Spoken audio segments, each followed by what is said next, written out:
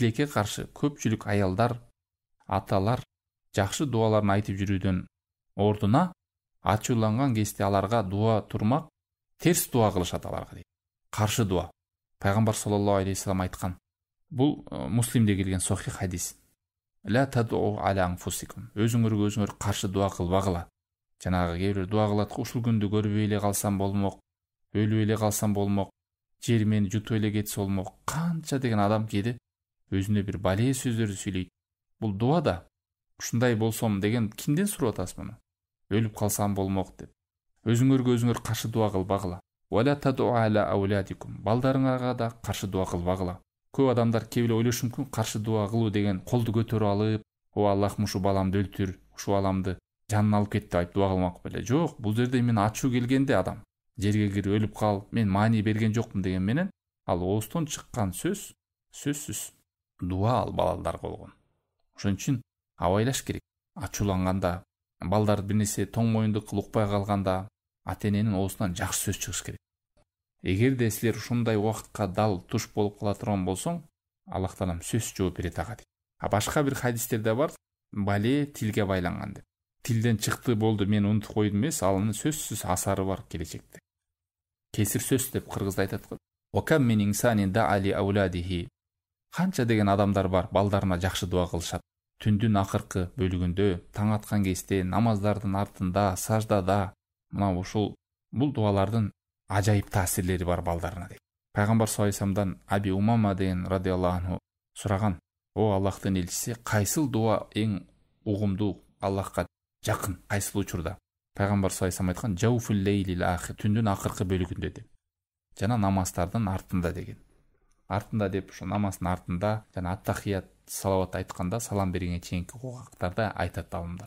Жана саждада акробу ма якуну абд мин роббихи ва хуа саджид фа актиру дуа. Адам баласы Аллахка эң жакын болуп турган учуру сажда учуру.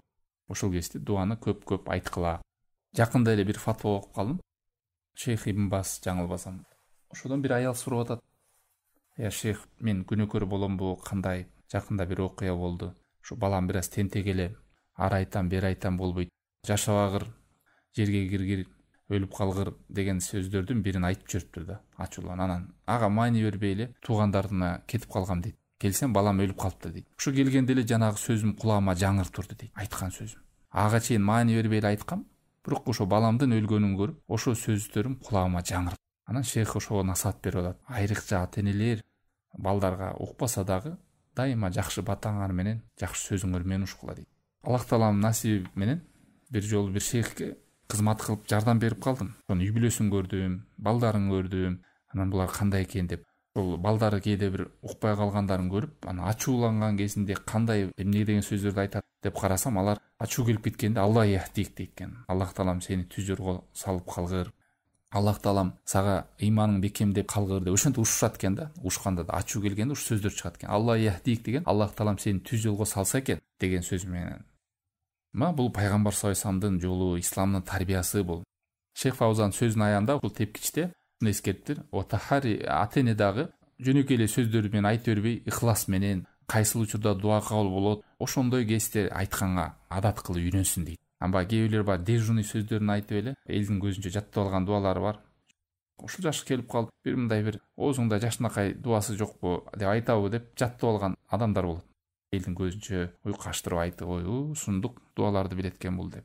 Андай учурда эмес, дуа деген ушул жума күнүндө, сапарда, орозодо ооз ачканда, жамгыр жааганда, саждада турганда, намаздын аягында, түндүн акыркы бөлүгүндө, мына ушундай учурларда адам жалгыз калганда. Балама мен сага дуа кылып атам ай деп айтпай эле, жана ошондой эле ата-эненин дуасы кабыл болуш үчүн сөз арам нерседен алыс болуш, арам кийимдерден алыс